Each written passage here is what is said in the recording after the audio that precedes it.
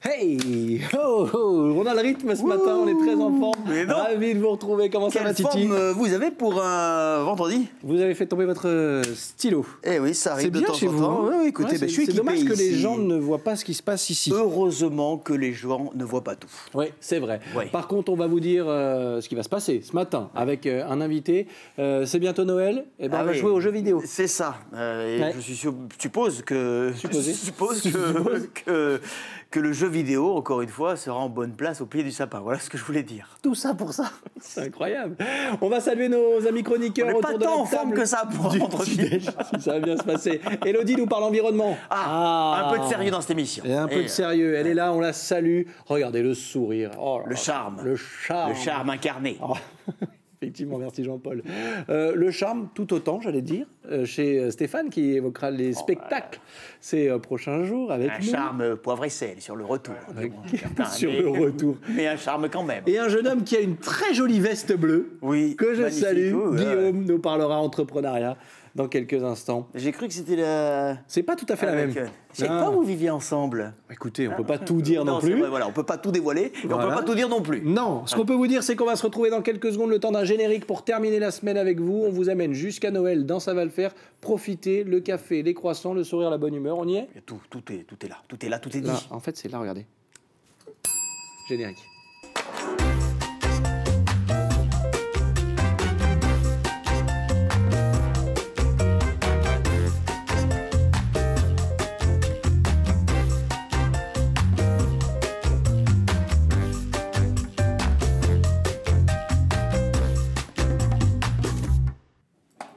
C'est pas toi hier. Hier, c'était pas toi, c'était Grégoire. Et là, maintenant, c'est toi, Loulou. Bonjour. Il y a un invité qui attend, je sais. Pardon, excusez-moi. On va l'accueillir. Azad est notre invité. Soyez le bienvenu, comment ça va? Ça va super, merci Ouais. et toi? Bah, super, génial. Bienvenue à la maison. Eh ben, ça fait plaisir. On va... Faire ça. Bah oui, on va préparer Noël, on va évoquer plein de choses ensemble. C'est vrai que c'est la saison, Ouais. la déco est en conséquence, donc c'est pas mal. Et aujourd'hui, je tiens à vous le signaler, vous allez vous en apercevoir, c'est l'une des premières fois où je suis content d'aller à l'école. Ah bah, on va en parler. justement. Ouais, évidemment. Allez-y. Ça se passe en bas des marches, sur Ok. votre droite. Titi le barman. J'allais vous Ah, apporter fameux. le café, j'ai l'impression que vous alliez commencer l'émission ici. Mais moi. non, mais d'accord. allez-y. Bon, Oh là là là là. Azad, voilà, Il est le jaloux, café pour merci. vous. Mais pas du tout, je me suis inquiété, je me suis dit, je ne vois arriver personne. Comment allez-vous? Bah ça va super. Bien, Et super. toi? Eh ben, Ouais. écoutez, moi ça va très très bien. Bon, Je suis ravi de vous accueillir. Je sens qu'on va passer un bon moment. Je ne Pareillement. sais pas pourquoi j'ai du nez. J'ai pas le même nez que Sébastien, mais Ah non, j'ai du nez regardez. quand même. Voilà. Eh oui. Installez-vous, je vous en prie. C'est Noël, c'est la magie de Noël, c'est l'amour de Noël. C'est Noël, c'est arrête. Salut. Ah, pas la tête. Azad est notre invité. Merci d'être là. On est ravis de vous accueillir autour de la table du petit déjeuner dans Ça va le faire sur TV Monaco parce que vous êtes directeur développement. Alors là, on va parler d'une école, les amis, Isart Digital, puisqu'on va parler animation, jeux vidéo. On est bien. Et business aussi en lien avec ces industries Eh oui. culturelles et créatives. C'est un gros sujet. Ouais. Puis c'est des univers qui sont complémentaires. Donc on va pouvoir en parler en détail avec grand plaisir. Un plaisir, effectivement, ce matin, de pouvoir aller à l'école avec le sourire. Ça fait longtemps que ça ne m'était pas arrivé. Élodie est à vos côtés et elle nous parle environnement dans cette émission. Comment ça va, Élodie? Très, très bien.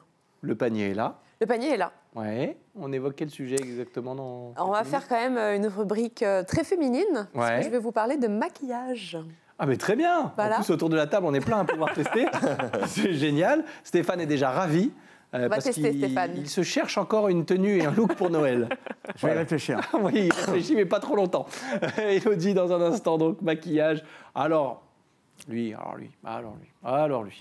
Guillaume évoque l'entreprise, l'entrepreneuriat, les artisans, les passionnés. Ça tombe bien, il est passionné et en plus, il a une jolie veste. Comment ça va, Guillaume? Eh bien, écoute, ça va très bien. Ouais. Donc, du coup, Tu vas nous faire... Alors, il m'a dit, on se dit tout dans cette émission, il m'a dit, je vais te faire un non, justement, teasing. on se dit rien, Tu ce vas que voir, j'adore. c'est Attends, incroyable. bouge pas, Ouais. je peux faire un teaser. Oui, bien sûr, Bon, bien sûr. Alors, je vais me mettre dans la peau de Julien Lepers. Ok. Et Ah vous ouais. allez me donner la réponse, sinon on ne fait pas la rubrique. D'accord. Oh, il y a la musique. Alors, si je vous dis Paloma Beach, Nona, Bahia Bella, qui est clé verte, Maïssa Beach, terrasse de l'hôtel Versailles, la Corderie, l'Ancora, l'Espuma, les Marinières, Faume, une fois, deux fois, Gigi D'Avola, pardon, et le Virginie qui date de 1948, vous pensez à qui? Paloma Group. Bravo. Eh ouais, j'ai triché, j'avais déjà la réponse. Mais rien que pour ça, franchement, ça vaut le coup. On va évoquer un groupe mythique, évidemment, avec un nombre d'enseignes, vous venez de les citer, assez exceptionnel. Vous faites super bien, Julien Lepers. Ah ouais, je dis oui. Oh, le sens de la mise en scène. C'est incroyable. Bravo. Mais vous savez, Guillaume, Attendez, ça force le respect. je sais que c'est votre côté artisan. Ouais. Mais vous savez que la prochaine fois, on a un ingé son qui peut vous sortir le générique de questions pour un champion. Pourquoi vous embêtez avec le téléphone comme ça? Mais oui.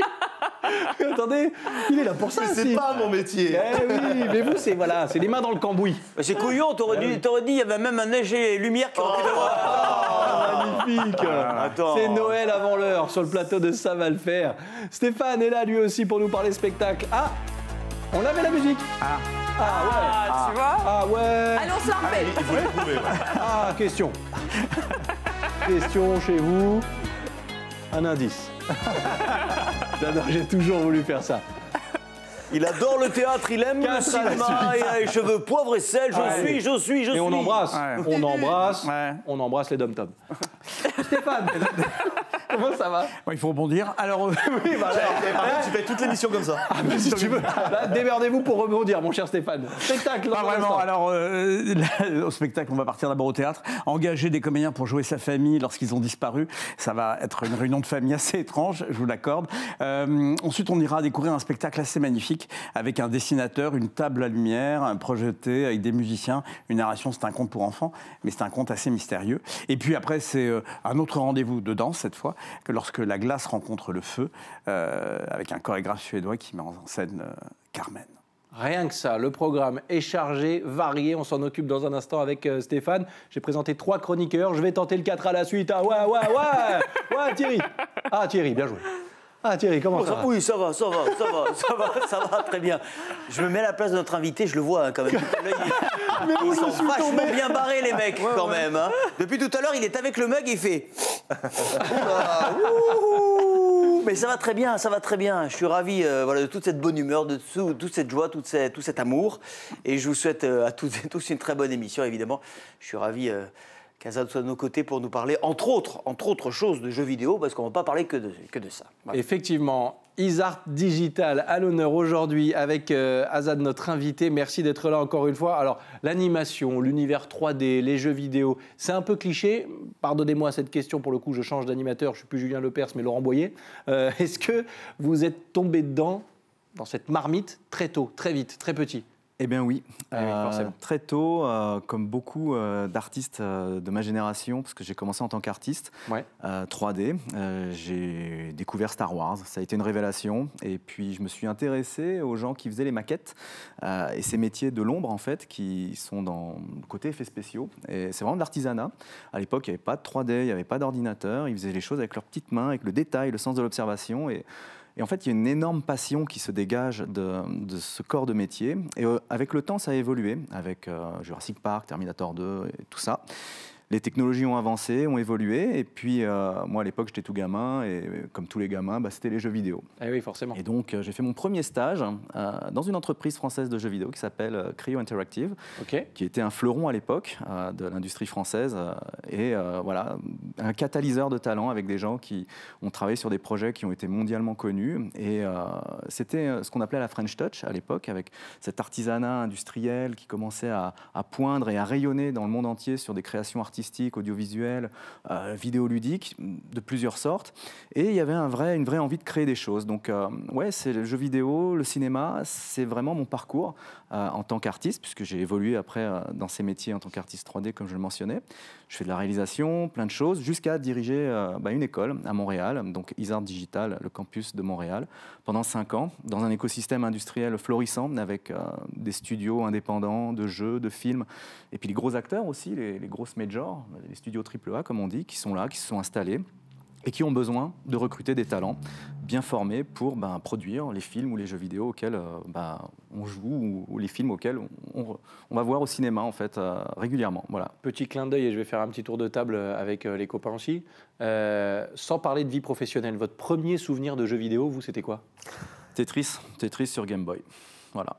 Game Boy. Et Oh ouais, là là, ça date. Et j'ai En l'impression noir et que- blanc. Et, Bien sûr. C'est un concept qui est C'est fort. le cadeau de mes 10 ans, moi. Bah ouais, mais Raconte ma vie, mais- c'est une idée simple, un concept fort, et ça a marqué les générations, ça a été un succès mondial, et on y joue encore. Donc, comme quoi, et puis la musique, voilà.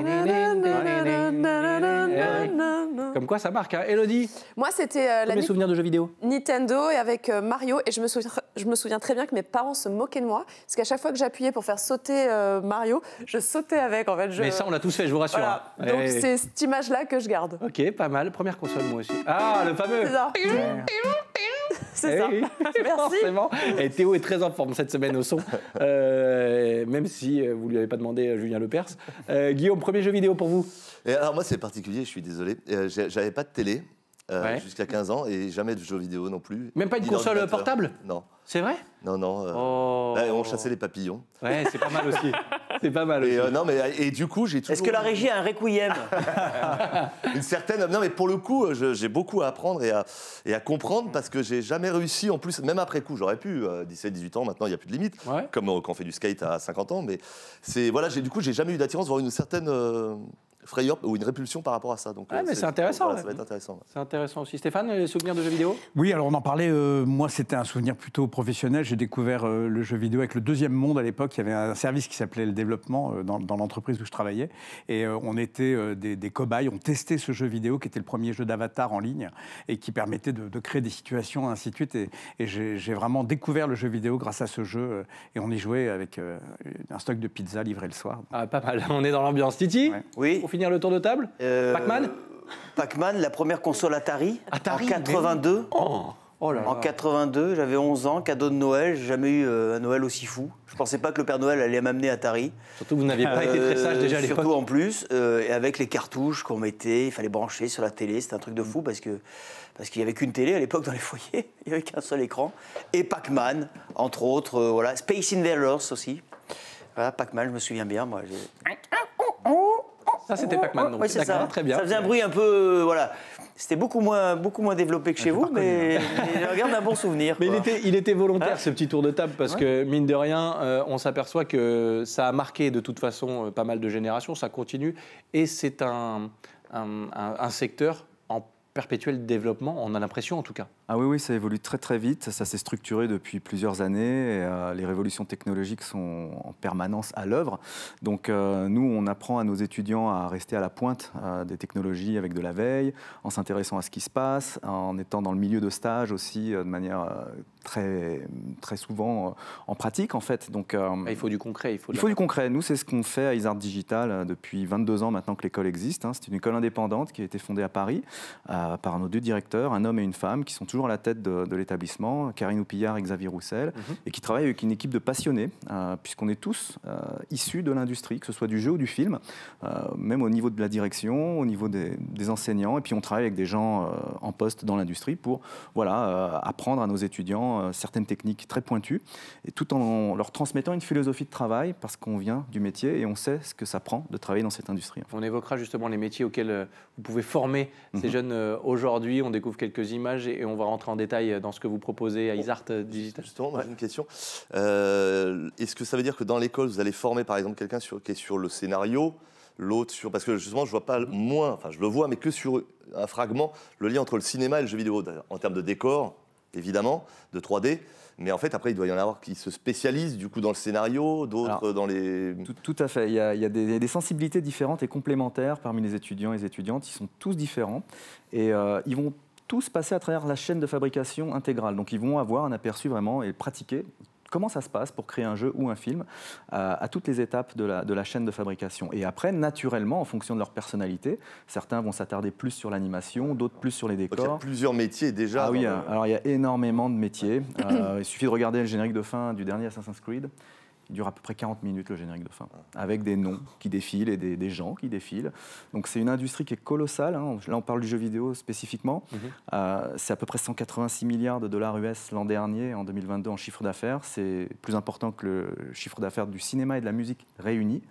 Donc c'est la première industrie culturelle au monde. Et pour les jeunes qui se cherchent des débouchés, qui sont passionnés, qui sont intéressés par ces secteurs et qui se posent des questions, eh bien, Isart Digital fait partie des réponses, en fait, parce que c'est un vrai tremplin vers l'industrie, professionnalisant et exigeant et reconnu dans le monde entier. Et on sait déjà quelle sera ou quelle est déjà la prochaine révolution au-delà du design, du scénario, etc. etc. Là, c'est l'intelligence artificielle, hein. C'est les gros sujets du moment. On est en pleine révolution sur tous les métiers, hein, mais ce n'est pas uniquement propre aux jeux vidéo ou à l'animation.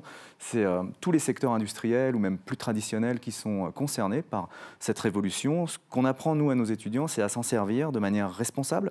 On a mis une charte IA éthique en place à l'école pour justement responsabiliser les étudiants sur l'usage qu'ils en font afin de garder la valeur ajoutée de leur personnalité au centre de leur travail pour faire rayonner leur projet de manière intelligente et puis être intelligent sur l'usage de ce qu'on fait. Ça reste un outil, quoi. Ça reste un outil, c'est une révolution, c'est un outil révolutionnaire, mais qu'est-ce qu'on en fait? Quel est le propos? Quel est le sens qu'on veut injecter dans son travail? Quelle est la cohérence en tant qu'artiste ou en tant que réalisateur ou directeur de jeu que l'on veut garder dans un projet? Ça, l'intelligence artificielle, pour le moment, on attend de voir, mais ça reste l'individu qui doit être au centre des préoccupations, puisque c'est un travail profondément humain, en fait. Isart Digital à l'honneur aujourd'hui, à l'heure du petit-déj sur TV Monaco, dans Ça va le faire. On va évoquer encore plein de sujets ensemble. Merci encore Azad de passer ce moment avec nous. On ouvre une petite parenthèse, mais qui va certainement rejoindre aussi ce qu'on est en train de dire depuis le début, parce qu'il nous raconte souvent de belles histoires d'entreprise également. C'est Guillaume qui est avec nous ce matin. C'est parti. Et vous apparaissez comme ça, comme par magie, la poussière d'étoiles. Ouais, c'est magnifique. Oh, on évoque un groupe incroyable aujourd'hui. Exactement. Pardon, vous l'avez trouvé tout à l'heure, c'est le Paloma Group. Ouais. Donc, je vais refaire juste la partie historique, puis après on voit un reportage. Il n'y a pas besoin du générique de Questions pour un champion, c'est bon? Non, c'est bon. C'est bon, merci. Mais franchement, j'étais très content parce que Jean-Claude Vanini et Baptiste Vanini, on a réussi à les réunir tous les deux. C'est-à-dire qu'aujourd'hui, c'est la génération du père qui a développé tout le groupe et le fils qui l'aide déjà depuis pas mal d'années et qui reprend aussi. Et c'est très rare d'avoir les deux. Donc, connaissant les deux, alors pas intimement, mais je suis très attaché à leur établissement, très attaché à leurs deux personnalités. Je sais à quel point c'est compliqué de les avoir tous les deux en même temps. Et on était bien, on était à la corderie, donc on verra un petit reportage. Mais tout démarre à la Bolène Vésubie. J'adore. Avec la grand-mère de Jean-Claude, donc le papa. Et en fait, elle a une petite épicerie avec 2 chambres d'hôtes. Ça date d'avant la guerre. À un moment donné, elle va monter dans les villes d'eau, donc Évian, Vittel, etc., pour faire femme de chambre. Alors, je ne saurais plus vous resituer avant, pendant, après la guerre, etc. Et en tout cas, là, elle va rencontrer son mari, donc le grand-père de Jean-Claude, qui lui est déjà maître d'hôtel, qui redescendront tous les deux, il sera maître d'hôtel au Negresco, au Ruhl, etc. Et il prendra la première affaire en 1948. Et là, ça va tous vous parler, parce que l'affaire s'appelle le Terminus. Mais elle existe encore. Et en fait, ça s'appelle le Virginie. C'est en face de la gare de Riquier. Et ça s'appelle le Terminus parce qu'à l'époque, il me disait, c'était un no man's land après, voilà, il n'y avait absolument plus rien. C'était les champs. Et il l'a toujours. L'établissement, il l'a toujours. C'est devenu une brasserie, c'est toujours un tabac, etc. Et par contre, il faut attendre 1978 pour que lui prenne son premier établissement côté jardin. Et devinez où il était en 1978, l'établissement côté jardin, abrité sous un pin à Nice. Place du Pin. Voilà. Et il faisait attendre les clients qui allaient arriver sous le pin. Donc ce qui est marrant, c'est qu'en fait, on a vraiment la première génération qui, en gros, défriche, font les fondations, plat. En 48, pose le premier établissement. 78, il a fait ses armes, il commence à prendre son établissement.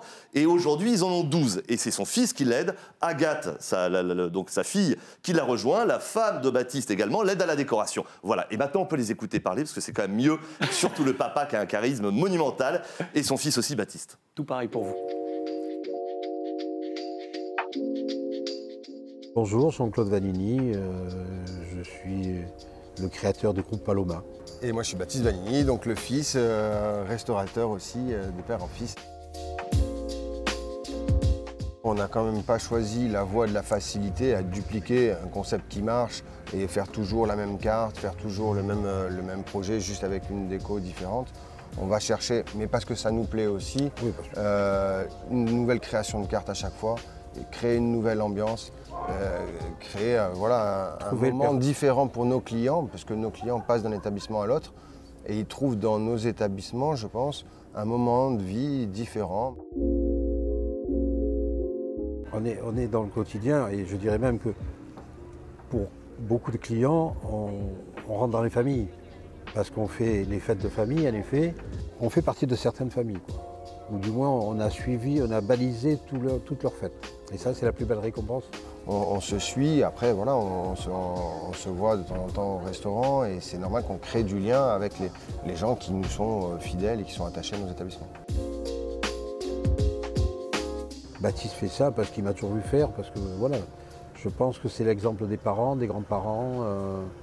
On t'a appris le travail et le respect des gens avec qui tu travailles aussi, qui est très important. Entre la fougue et l'expérience, la fougue de la jeunesse et l'expérience, ça a un peu été... il a fallu qu'on prenne la mesure chacun de l'autre pour pouvoir aujourd'hui arriver vraiment à travailler en symbiose. Moi, je pense que je n'aurais pas la même pêche s'il n'y avait pas quelqu'un derrière pour reprendre tout ça, quoi. Mais c'est vrai que le fait de travailler avec ses enfants, bah, il y a une continuité, quoi. Il y a quelque chose. Super histoire familiale, là, pour le coup. Hein.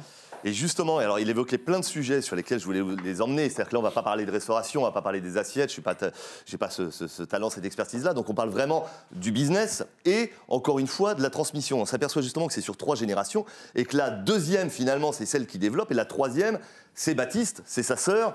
C'est peut-être ceux qui viendront derrière et qui sont là pour faire perdurer. Et en fait, ils ont un trait commun, parce que je les ai rencontrés sur plusieurs événements, et j'étais très touché, parce que je voyais Baptiste, donc moi j'étais sur une animation pétanque, et on était allé avec la CCI sur le port de Nice, il faisait super froid en plus, et je le voyais en mode traiteur cette fois-ci, travailler derrière. Alors je lui disais, bon, on est 12 établissements, j'avais presque envie de lui dire, mais va te coucher, parce que demain, tu te lèves super tôt. Ouais. Et il me disait, non, voilà, ma place est là, elle est avec eux, parce que comme ça, je détecte aussi les problèmes auxquels ils sont confrontés. Je détecte les voies d'amélioration. On ne fait pas une réunion par semaine. Je vais dans chaque établissement et s'il y a des versailles, je les lave. Et au moins, je me rends compte que la plonge, que le nouvel outil, il me disait qu'on avait acheté, était en panne et qu'on aurait passé toute la saison avec un outil qu'on avait acheté pour leur faciliter la vie. Il faut mettre la tête dedans pour s'apercevoir du quotidien. Quoi. Exactement. Et le papa, trop marrant, je le vois au Bayabella, donc qui est une plage qui est clé verte quand même. Ils ont fait un gros boulot là-dessus. C'est la première plage, c'est 2 plages clé verte dans le sud et la première plage de France à avoir eu une telle implication dans le développement durable. Oui. C'est là où va bronzer Elodie tous les étés. C'est à Antibes, ça? Non, c'est à Villefranche. À Villefranche. Ouais, Beaulieu, mais ça a été labellisé, enfin ils se sont lancés l'année dernière, non, c'est ça? Ouais, un peu plus longtemps, mais c'est peut-être la deuxième dont tu parles alors. Parce que je sais qu'il y en a 2 voilà, dans la région. Je pense à celle-ci, d'accord. Et eux, après, ont fait un gros travail et ils ont obtenu ce label qui, pour le coup, normalement, est réservé à l'hôtellerie. Hôtellerie-restauration. Et donc le papa, je disais, lui, c'est très marrant parce que c'est à la fois à l'ancienne et en même temps, évidemment, très alerte. Et je le vois donc sur un cocktail et je le vois débarrasser les plats des clients. Je dis, mais quand même, Jean-Claude, c'est marrant, je te vois débarrasser les plats, quoi, tu vois. Tu veux pas venir boire un coup? Il fait, mais non, mais t'as rien compris. C'est qu'en fait, je débarrasse les plats. Évidemment, déjà, parce qu'il me dit, je supporte pas de rester assis, ça m'angoisse. Hyperactif. Mais c'est que du coup, plutôt qu'aller voir les gens en mode patron, alors ça va bien, ça se passe bien, vous êtes bien reçus chez nous, en fait, je débarrasse les plats, je chope la discussion et je crée du lien. Et il parle des familles qui rentrent dans les familles. Et c'est vrai, il me citait, il y a des événements heureux, des événements tristes, des événements de vie qu'ils entourent et qu'ils encadrent à travers leur établissement. Mais c'est surtout qu'ils n'ont pas créé un concept. Ils auraient pu, franchement, dans chacun de leurs 12 établissements, il y a un concept. Et chacun, ils auraient pu le développer 10 fois, voire dans d'autres régions. Non, ils sont arrivés dans chaque établissement. Ils sont allés taper au cœur de la région, au cœur du quotidien de chacun. Et c'est-à-dire que vous pouvez, en gros... Non, je ne vais pas faire un parallèle par rapport aux femmes. Non, allez-y. Je déconne complet. Enchaîne. C'est venu comme ça. Ben oui, mais c'est comme ça, c'est des fulgurances. Ça s'appelle comme ça. Et donc, du coup, en gros, on touche tous les quotidiens et vous pouvez aller faire un mariage, un enterrement de garçon, un enterrement, malheureusement, une naissance, et on touche tous les... Ou revenir de la pêche et s'arrêter à la baleine joyeuse qui vient de reprendre. Bien sûr. Et c'est très valorisant pour la personne à un moment donné qui va céder son établissement parce qu'il respecte le lieu, il ne change pas du tout, il ne duplique pas son concept, il s'adapte au lieu. Juste, voilà, il y a quelques rouages différents, il change un petit peu le mobilier, il dit comme la terrasse, on la change toujours un peu, voilà, on est restaurateur, c'est normal, mais il va revoir un peu la carte, il va retravailler, il va mettre ses méthodes, mais il respecte le lieu et je trouve que c'est valoriser le patrimoine. Voilà. Et il disait, pour conclure, parce que je vous sens très impatient, Sébastien. Non, mais moi je suis passionné par ce que vous dites. Après, je me dis qu'effectivement l'émission est très courte, mais. Voilà. Il disait, pour conclure, qu'il rentrait dans les familles. Il a raison. Et moi, ce que j'aurais à dire, Jean-Claude et Baptiste, c'est qu'ils sont rentrés dans ma famille. Voilà. Oh, et c'est beau. qu'on a l'impression, à chaque fois qu'on va chez eux, de rentrer dans leur famille, de faire partie de leur famille. Et ça, c'est un vrai boulot de restaurateur. Voilà. Et on peut les féliciter parce que quand ça se passe comme ça, c'est que c'est gagné déjà.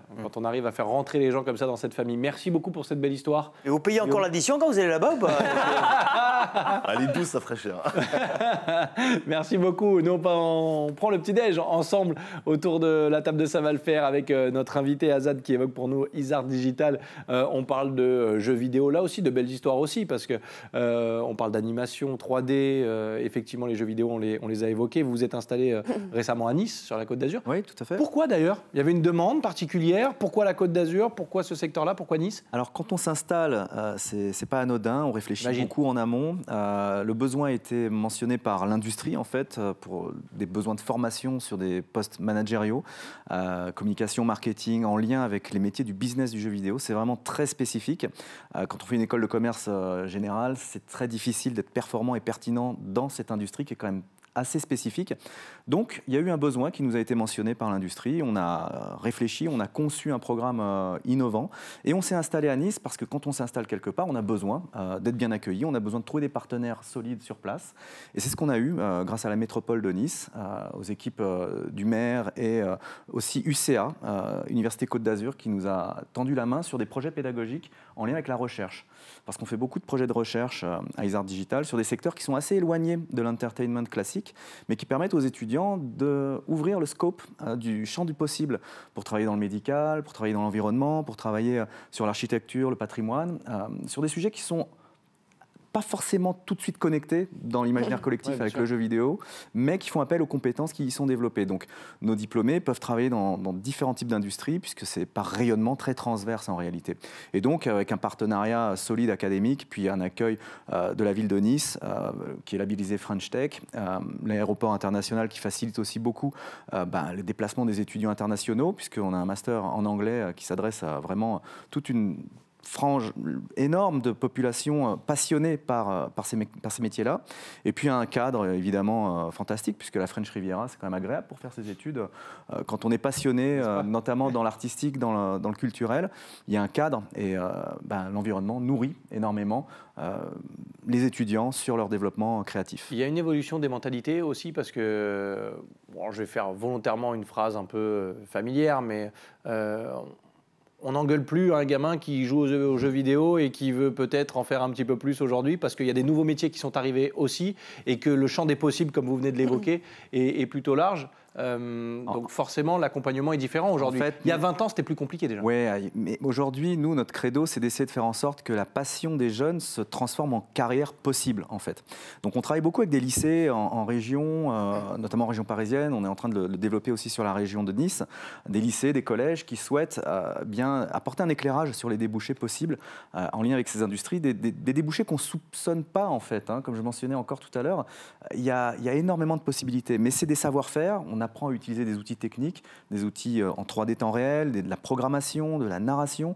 Et puis aussi, on apprend à commercialiser ces produits-là pour en faire un business qui soit rentable. L'objectif, c'est qu'une fois qu'on est diplômé, on soit capable de monter son entreprise. Tu parlais d'entrepreneuriat, nos diplômés sont en capacité de lancer leurs entreprises. Et justement, c'est la question que je me pose depuis tout à l'heure, c'est est-ce que, au contraire, par la diversité de ces métiers, est-ce qu'on a besoin d'être un fou de jeux de vidéo? Est-ce qu'il n'y a que des fous de jeux de vidéo? Ou au contraire, par la diversité des métiers, ça va se traduire par un jeu vidéo, ok. Mais ce qui me passionne, c'est ça, quoi. On a besoin d'être passionné à la base, en fait. C'est pour ça que les jeunes qui veulent travailler dans le business de ces industries viennent nous voir. C'est parce que nous, on a une légitimité depuis maintenant 22 ans que l'école existe et œuvre sur ce secteur.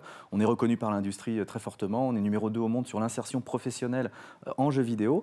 Donc, quand vous êtes passionné, mais vous ne savez pas trop par quoi encore, mais que c'est le digital qui vous intéresse, que vous êtes joueur, que vous avez envie de travailler à l'international sur des méthodes de commercialisation qui sont innovantes, sur des questions en lien avec la monétisation, avec le live ops, des sujets qui sont en fait hérités des industries traditionnelles, mais qui sont transformés par le digital et qui sont des nouvelles méthodes qui sont aujourd'hui récupérées par l'automobile, le cosmétique, le médical. C'est extrêmement innovant en fait. Donc, et pour entrer dans l'école, c'est sur concours, à partir de quel âge, quel diplôme. Oui, alors c'est post-bac, hein, il faut le bac. Boulot, celui-ci. Voilà. Non, pas vraiment. Il n'est jamais trop tard. Et, on a des étudiants de tous âges, on a aussi des gens en reconversion, des gens qui ont eu un parcours dans d'autres types d'industries, mais qui veulent se lancer dans cet écosystème extrêmement dynamique. Mais c'est post-bac, et puis donc à Nice, pour la filière Game Artist, c'est dès le bac. Et puis pour la filière Business, on a un point d'entrée en bachelor, pour un bachelor qui est en 3 ans, et un master qui lui est anglophone, et qui donc il faut déjà avoir un niveau bac+3 pour l'intégrer. Voilà. Je vais peut-être en parler à mon fils, parce que moi, pour ne rien vous cacher, les jeux vidéo, c'est un peu un sujet de dispute. Parce que des fois, bon, le matin, je vais le réveiller, mais en fait, il est déjà devant sa Mais play. demain, il va te dire je travaille, maman. Le soir, bonne nuit, et puis en fait, je retourne et il est en train de jouer à la play. Donc, En fait, c'est devenu un vecteur de socialisation aussi pour les jeunes qui gardent le contact avec leurs amis, qui discutent. Oui, alors qu'à une époque, on parlait d'isolement quand on parlait de jeux vidéo. Mais oui, je suis en ligne. Ah oui. Ne me dérange pas, je suis en ligne. C'est très difficile à comprendre pour les parents, et moi-même, Oui. ça a été compliqué avec mes propres enfants sur ce sujet-là, mais il faut essayer de trouver, en fait, qu'est-ce qui les intéresse là-dedans, comment ça fonctionne, quel est le plaisir qu'ils y trouvent, et essayer de comprendre avec eux quels sont les mécanismes qui sont à l'œuvre. Une fois qu'on fait l'effort de comprendre, ça peut se transformer en quelque chose qui peut avoir un vecteur d'orientation ou de développement d'un centre d'intérêt. Et Elodie, vous serez encore plus intéressée dans les prochaines minutes parce qu'on parlera environnement aussi avec Isart Digital. Vous le faites très bien, ça tombe bien, vous êtes aussi là pour ça, surtout. Donc on va ouvrir le panier Miss Green, mais il y aura un lien forcément avec ce qu'on développera ensemble. Merci encore une fois, Azad, d'être avec nous pour évoquer Isart Digital. L'environnement en question, c'est tout de suite avec Miss Green. On peut appeler Elodie quand on la connaît bien. Comment ça va? Tout va bien? L'émission se passe bien? Vous êtes à votre aise? Tout va très bien. Je suis impatiente de vous présenter les jolies choses que j'ai dans mon panier. Eh bien, allez-y, allons-y gaiement. Depuis plusieurs semaines, je vous parle de zéro déchet. Je vous en ai parlé dans la cuisine, notamment dans la salle de bain. Dans la salle de bain, je vous ai donné des éco-conseils pour arrêter le coton démaquillant. Tu étais présent sur la chronique du savon, tu étais présent sur la brosse à dents à tête changeable. Et là, moi, je vous présente une marque que j'affectionne particulièrement depuis de très nombreuses années. On parle cosmétique, on parle maquillage? On parle maquillage. Parce que quand on est une femme... C'est bien de faire une petite soirée entre copines Allez, comme ça. Allez les filles, je vous partage mes conseils. Allez. Quand on est une femme, on se maquille en général. Et quand, par exemple, on a fini son mascara, qu'est-ce qui se passe? On le jette. On lave le lavabo parce qu'il y en a partout, apparemment. Non, ça, c'est les hommes avec les poils quand vous vous rasez. Donc... Ah, d'accord, ok. On est dans ce genre de délire. Ok. Donc, du coup, par exemple, le mascara, une fois que vous l'avez terminé, vous le jetez. Eh bien, avec cette marque qui existe depuis 2011, c'est la marque Zao. C'est la première marque de maquillage rechargeable. Donc, je vais vous faire une petite démo. Donc... je ne vais pas vous faire une démo de maquillage, mais une démo pour changer. Donc tout simplement, vous avez ce petit système à dévisser, hop, et puis je ne vais pas me salir. C'est électronique après. Oui. Et ensuite, voilà, je m'en suis un peu tachée, mais ensuite vous enlevez la cartouche et vous n'avez plus qu'à changer la capsule. D'accord. Donc il n'y a qu'un emballage. Et ça me rappelle la brosse à dents que tu avais présentée. Oui. Je me suis dit, mais c'est tellement évident. C'est évident. Donc du coup, là par exemple, celui-ci, c'est la recharge pour l'anti-cerne. Okay. Et puis ça fonctionne également pour le rouge à lèvres. Hop, vous n'avez plus qu'à changer ça. Et vous gardez le contenant. Donc pourquoi j'aime cette marque? Parce que déjà, c'est certifié bio. Les matières premières principales sont issues de l'agriculture biologique, donc moi, j'adore. Eh oui, forcément. Formule 100% naturelle. J'adore. Le packaging, vous l'avez vu. Donc ça, par exemple, c'est celui-ci pour... ça, il faut que je le change. D'ailleurs, j'ai fini, mais c'est pour le fard à paupières. Ok, très bien. C'est du packaging durable puisque c'est en bambou. Oui, mais ça fait très classe, surtout. Mais moi, j'adore. Et puis, je suis fan. Ça, par exemple, vous voyez, ils ont plusieurs... tiens, regarde, pour le changer. Merci. Ça, c'est la poudre. Vous avez aussi un autre système de poudre. Donc, est-ce qu'on voit... Hop. Ah oui, tu rechanges ton... On va le voir. On va le voir. Oui. Le conditionnement, il est fait dans une entreprise avec des personnes atteintes d'un handicap. Okay. Donc, encore la... Hop. Merci. Encore la petite chose que j'aime bien. Et donc, en plus, c'est zéro déchet parce qu'une fois que j'ai changé, qu'est-ce que je vais en faire? Je vais rapporter ça dans un revendeur de la marque. Et du coup, eux, ils vont récupérer les recharges usagées. Ils vont les récupérer, ils vont les trier, ils vont leur donner une seconde vie. Donc, il y a une vraie démarche. Donc, J'adore. J'adhère. Non, mais j'adore vraiment depuis des années.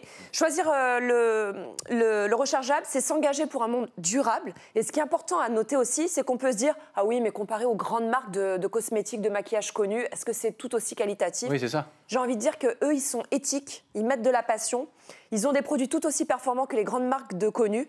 Donc, je vous invite, mesdames, à tester, à changer, et vous verrez, vous allez les adopter. Est-ce que c'est plus cher, forcément, ou pas? Non, Non, au contraire, puisqu'après, vous ne payez que la recharge. Oui, d'accord. Mais à Et l'achat, des souvent, fois... il y a des marques, on les paye cher parce Ouais. que on paye la marque. Évidemment. On paye la com. Ouais. On paye la ça. marque, on paye toute la C'est com. bon signe, de toute façon, depuis 2011. Ça veut dire 2011. Ouais, donc c'est bon signe. Ah, moi, j'adore. Et puis, je voudrais terminer ma chronique avec un coup de cœur, ou plutôt un coup de pouce, à une nouvelle application qui vient de se lancer.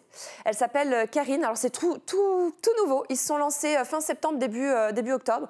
Et pareil, c'est dans la même dynamique. C'est une application anti-gaspi des cosmétiques.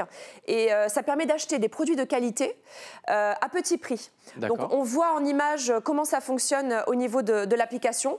Il y a un chiffre qu'il faut savoir, c'est qu'en France, c'est 4 tonnes de cosmétiques qui sont jetées chaque jour pour un coût de 180 millions par an. Donc c'est assez important. Et il faut savoir qu'il y a un Français sur 3 qui n'a pas les moyens de s'acheter du maquillage. Donc avec cette application, c'est la solution pour trouver ce qu'ils appellent des bagues anti-gaspi. Vous allez sur l'application, vous regardez s'il y en a. C'est un peu le principe, vous savez, de l'application d'anti-gaspillage alimentaire.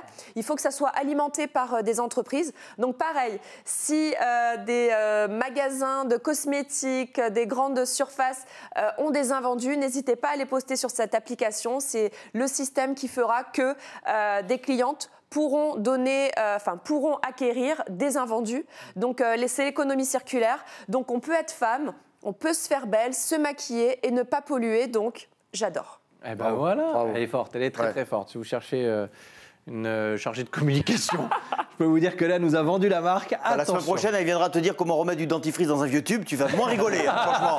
Non, mais Tu vas moins t'emmerder la vie. Hein, je parlerai de dentifrice en pastilles.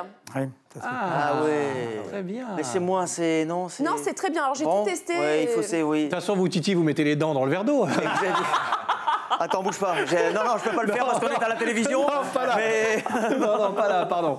Alors, c'est vendredi, c'est bientôt Noël, c'est la magie de mais Noël. bien sûr, Voilà. allez-y. Merci beaucoup, Mais Élodie. vous avez raison. Pour ces conseils. Désolé, mon Titi.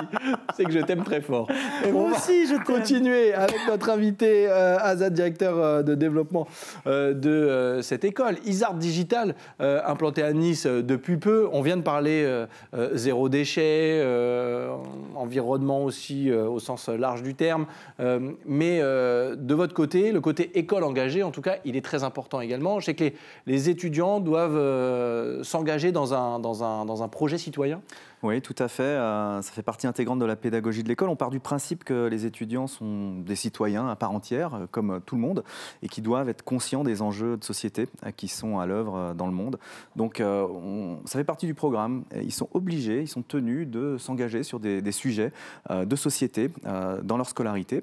Et puis, ça va de pair avec la philosophie de l'école qui a toujours été engagée sur ces sujets-là et militante et qui a mis en place depuis plusieurs années une charte éthique et qui travaille notamment sur une transformation en lien avec une société à mission. On est en train de devenir société à mission avec justement un engagement sur les problématiques sociétales qui sont à l'œuvre dans le monde et sur lesquelles les étudiants peuvent avoir un impact.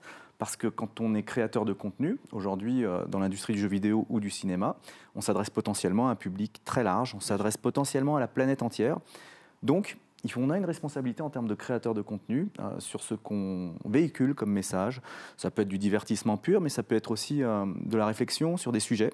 Et c'est ce qu'on essaye d'éveiller, en tout cas chez nos étudiants, pour qu'une fois diplômés, eh bien, ils puissent aussi se pencher sur ces questions-là. Le jeu vidéo, pour prendre cet exemple, c'est fortement dématérialisé avec les années. Il y a encore quoi, 5-6 ans, c'était, voilà, il fallait acheter, effectivement, emballage, etc., CD, DVD. Ouais. Aujourd'hui, voilà, les choses se font en ligne, ils se téléchargent. Donc là aussi, il y a déjà quelque chose qui s'est fait, qui est arrivé naturellement dans ce domaine. Oui, c'est une évolution. Ouais. C'est une évolution technologique qui est rendue possible par l'évolution des réseaux. Attention, c'est pas forcément non plus très positif dans le sens où c'est très énergivore, pardon. Il faut pas oublier que le stockage des données, ça représente un coût important. Les serveurs, oui. Et ça, c'est des choses auxquelles on essaie de faire attention, nous, en tant qu'école, déjà, et puis qu'on essaie d'inculquer aussi aux étudiants sur une forme de responsabilité. Il n'est pas facile de trouver le juste équilibre, alors. Voilà, on a une journée à l'école, c'est le e-cleaning day, où on fait en sorte, tout le staff et tous les étudiants sont tenus de faire le nettoyage de leurs serveurs pour supprimer les données inutiles qui consomment inutilement sur des espaces de stockage dans le cloud, dématérialisés. Parce que tout le monde ne le sait pas forcément, hein, que les bécanes, elles tournent en permanence. Ça tourne en permanence, c'est refroidi. Donc c'est des choses qu'il faut... Pareil avec l'intelligence artificielle, quand vous lancez une requête sur ChatGPT ou sur Midjourney, qui sont des outils de création d'images générés par intelligence artificielle, ça consomme de l'énergie. Donc on essaie de responsabiliser aussi beaucoup les usages là-dessus. Est-ce pertinent? Est-ce nécessaire? Posez-vous la question. Je vais peut-être vous envoyer mon fils dans votre... Mais décidément, voilà, oui. Alors, on a des journées portes ouvertes le 10 février à Nice. C'est l'occasion. Voilà, on est à côté, c'est pas loin. Parfait, bien sûr. Et on verra, peut-être qu'il y aura d'autres idées de développement. Peut-être qu'un jour, on vous verra à Monaco. Qui sait? Avec Isart Digital, on évoquera tout ça d'ici la fin de cette émission. Mais d'abord, on va évoquer les spectacles. Eh oui, il y a le ciné, il y a les jeux vidéo. Et puis, il y a aussi le spectacle vivant qu'on va voir sur scène. Stéphane, c'est sa spécialité. Il n'en rate pas un. Non, ou presque. C'est tout de suite. Avec des coups de cœur comme chaque jour, c'est le cas le mercredi avec le ciné, et là on va se diriger vers les spectacles au sens large du terme. Avec un rendez-vous déjà en début d'année, donc au théâtre Princesse Grace ici à Monaco, une comédie. Alors le retour de Richard III par le train de 9h24, sûr que le titre paraît déjà quand même un engagement. On se dit mais dans quelle comédie on est embarqué à bord de ce train. C'est une pièce de Gilles Dirac qui a été mise en scène par Éric Bu. Pierre, il est conseiller en communication politique, mais il a vécu un drame, c'est-à-dire que toute sa famille a disparu. Et donc, il va, pour pouvoir se réconcilier avec ses fantômes, eh bien, embaucher des comédiens qui vont tour à tour jouer les personnages importants de sa vie. Il va les réunir dans une réunion de famille. Certes, ça va quand même régler ses comptes, parce qu'il va quand même mêler la fiction à la réalité. On va reconnaître d'ailleurs dans les images un comédien que vous connaissez peut-être parce qu'il est dans une saga que l'on connaît bien, c'est Hervé Dubourjal, qui est le comédien que l'on voit dans la saga du Crédit Mutuel depuis quelques années. Donc voilà, on regarde le train de Richard III. Toujours aimé les repas de famille.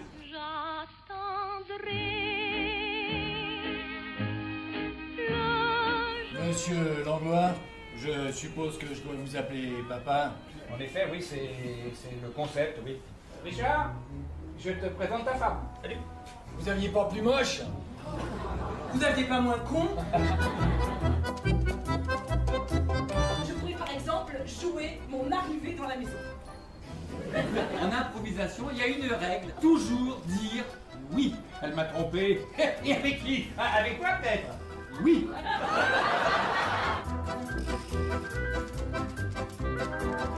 Ils ont niqué jusqu'à 2h du mat.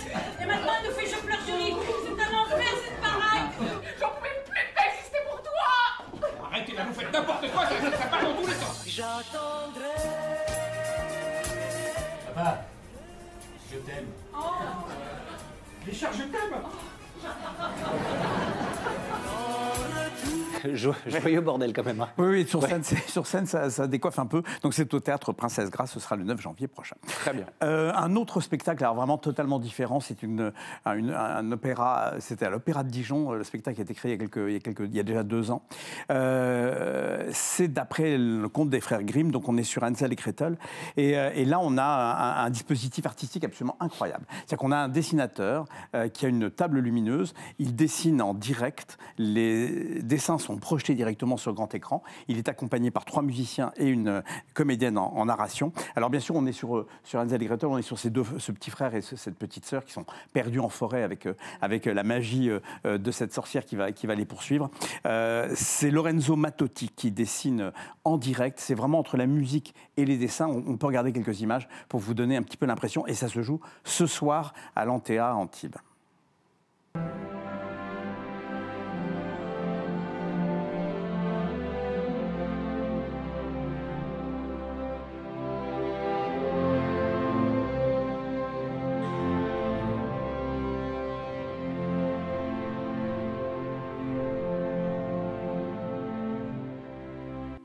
Voilà, donc c'est une table magique qui est projetée. C'est vraiment un univers particulier. Il faut aller voir ce type de création. C'est vraiment magnifique. Donc ce soir, dernière chance pour aller le découvrir. Salut les équipes de Daniel Benoît qui sera pas très loin de Savalfer en début d'année, si je dis pas de bêtises. Tout à fait. Il va nous donner. Oui, il va venir ici sur le plateau, je crois. Oui, tout à fait.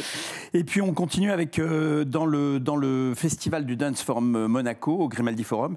Là, on a un chorégraphe suédois qui s'appelle Johan Inger qui a décidé de mettre en scène avec 22 danseurs et 22 danseuses, le classique de Bizet. Oui, on peut le dire, Stéphane. Élodie est en train de manger un croissant. Voilà, on a l'image ou pas, les garçons? En régie, Sébastien Lyotard. Si on peut. Voilà.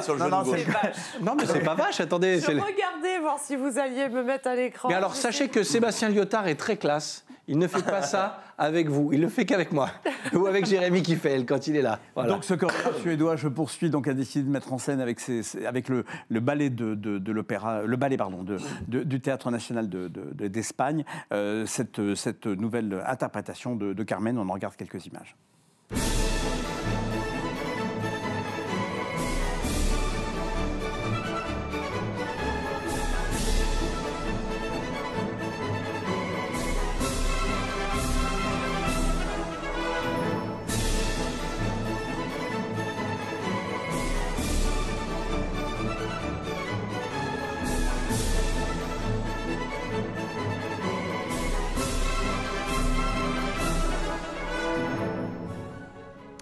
Voilà, du classique, du contemporain. Ouais. C'est le 30 et 31 décembre, le 2, 3, 4 janvier, au Grimaldi Forum. Dernière chose, puisqu'on aborde les vacances de Noël, si vous avez des enfants qui sont pas uniquement passionnés par des jeux vidéo, mais aussi peut-être... Elle ne peut pas vous répondre à la bouche pleine. Mais aussi par le théâtre. Eh bien, sachez que le Théâtre des Muses, ici à Monaco, propose un stage pour les enfants. Un stage qui se déroule pendant les vacances, donc du 26 décembre au 5 janvier. Alors, pour les 6-8 ans, c'est le matin. Pour les 9-14 ans, c'est l'après-midi. Les stages sont encadrés par Audrey Larosa. Et bien sûr, il y a de l'improvisation. Ils apprennent les premiers textes. En tout cas, c'est au Théâtre des Muses et c'est à Monaco. Et si vous voulez inscrire vos enfants, eh bien, vous allez directement sur le site du théâtre. Ben, merci pour toutes ces infos, Stéphane. Et on vous rappelle qu'aller voir les spectacles vivants, c'est quand même génial. Et voilà, on salue tous les artistes qu'on essaie de mettre en avant, grâce à vous, notamment Stéphane, dans cette émission. Un autre artiste, dans un instant, Titi, va nous proposer son quiz avant de terminer cette émission. Oh, si, vous êtes un artiste. Bien sûr que vous êtes un artiste. Rien à voir avec les artistes. S'il vous plaît. Vous êtes gentil. Vous voulez notre croissant? J'ai pas de chocolat, moi, ici. Elle veut juste gagner le quiz, c'est pour ça qu'elle est gentille avec vous. Azad est notre invité, directeur développement de Isart Digital. On a parlé de cette école ce matin et merci d'avoir partagé ces expériences avec nous. Un mot sur les perspectives de développement encore partout dans le monde, Monaco peut-être un jour Alors nous, on a une politique mesurée en termes de développement. On ne cherche pas à saturer le marché avec des diplômés à outrance. Ouais. On est plutôt dans un registre qualitatif avec du suivi individuel sur nos diplômés et sur nos étudiants. On fait le suivi. Qu'est-ce qu'ils deviennent après l'école? Où est-ce qu'ils vont? Qu'est-ce qu'ils font? On essaye de les faire revenir aussi à l'école pour inspirer les étudiants qui sont actuellement à l'étude. Et la formation, l'accompagnement derrière aussi. Ah oui, c'est essentiel. On est une école qui fonctionne avec notre réseau à la fois professionnel mais aussi d'alumni. C'est une grande famille. Il y a à peu près plus de 2000 alumni dans le monde répartis sur plusieurs continents, dans différents types de studios. Donc c'est vraiment un écosystème dynamique et inspirant pour les jeunes. Et puis ça crée du réseau professionnel évidemment pour trouver des bons plans pour les stages, pour les jobs. Et puis pour l'international aussi, parce qu'on a aussi cette possibilité de travailler dans le monde entier quand on travaille dans ces industries, que ce soit en business, en créativité, en technique. Donc c'est passionnant. Voilà, pour les sujets de développement, on est vraiment sur ces sujets-là. Mais on essaye aussi d'inspirer les plus jeunes avec des stages également l'été, qui peuvent se dérouler à Nice, Paris et Montréal, puisqu'on a un campus à Montréal. Et puis aussi, on a un pied à Tokyo, avec la Tokyo University of Technology, au Japon, donc pour des stages d'été pour nos étudiants qui souhaitent passer un mois là-bas en immersion, et aussi des stages post-études d'un an sur des sujets de recherche encadrés par des enseignants-chercheurs au Japon. Élodie va vous dire qu'elle va envoyer son fils. Ah bah là, je vous ai vu venir. Vous ai vu venir. Bah oui, je vous ai vu venir. Merci beaucoup en tout cas, Azad, d'avoir passé ce moment avec nous. Il n'est pas encore tout à fait terminé parce qu'on a un petit rituel ici. Alors c'est pas du tout digital, quoique le générique. Mais c'est un voyage aussi. Hein. Moi, ouais, je ne quitte jamais le bar. Hein. C'est le quiz Titi. Allez, jingle, c'est parti. C'est pas mal non plus. Élodie, vous savez ce que on n'est pas d'accord. Hein. Vous savez ce que je vais faire, Élodie? Je vais prendre un pain au chocolat juste par solidarité. Merci. Ah, mais c'est vraiment par solidarité, vraiment parce que j'ai envie de vous Si faire Jérémy plaisir. avait été là, je sais qu'il aurait été aussi très solidaire. Bien sûr, mais il était là hier, donc ouais, voilà, forcément, il a raté. Allez-y, faites-vous plaisir, c'est là pour ça. Hein. Eh oui, bien sûr. Titi. La journée ne fait que commencer, vous avez largement le temps d'éliminer. Oui, Tout à fait. c'est vrai. Le quiz Oui. Titi, tout de suite. 3 questions. L'équipe canapé, vous faites équipe avec Élodie. Dès que vous pensez avoir la réponse, vous faites un petit bruit avec l'accessoire que vous avez dans les mains. L'équipe fauteuil, pareil. 3 questions, c'est Chaque fois Titi qu'on qui en gère. on gagne, nous. Hein. Ah ben voilà, ben, je vous souhaite la Et même réussite. n'oubliez pas, je le dis à Azad, notre invité, n'oubliez pas de queener, parce que parfois on a la bonne réponse, mais on oublie de queener. Il faut arriver à faire les deux choses en même temps, mais vous inquiétez pas, vous faites équipe avec Élodie. Un autre conseil, parlez bien fort, parce qu'à côté, vous allez voir le niveau. Non, je suis calme. Un petit tour, allez sur les plages et les restaurants du groupe Paloma avec Guillaume à l'instant. Merci pour ce voyage. Tiens, justement, écoutez, qui chante? La Paloma. La Paloma. Oh là, Stéphane, forcément. Oui, Mireille Mathieu, Mimi, que l'on salue, bravo. Un premier point pour vous. Voici votre deuxième question. Nous revenons sur les maquillages d'Élodie. Miss Green, une belle idée cadeau. Hein. Tiens, justement, je vous demande, écoutez bien, le prix d'un bâton de rouge à lèvres haute couture Beauty Diamond. Pourquoi je vous demande le prix? Parce que c'est le rouge à lèvres le plus cher du monde. Son prix est justifié notamment par la présence dans sa composition d'une variété d'orchidées très rares. Combien coûte un seul, je dis bien un seul, bâton de rouge à lèvres? Oui, Élodie. 500. 450. C'est beaucoup plus. Ah, mais vous pensez à... 1200. Beaucoup plus. 8000. 8000 quoi? 8000 euros. Quoi? Ah, mais c'est beaucoup plus, mon multiplié Dieu. par... Ah, Oh là là. 40 000. 150 000. Alors, pardon, Plus, je vais vous plus, donner plus, un indice. ouais. On Ouais. parle en millions. Non. 2 millions. Plus que 10. Mais non, mais c'est quoi ça? Plus que 10. Mais ils en vendent. 12. Non. 13. 14.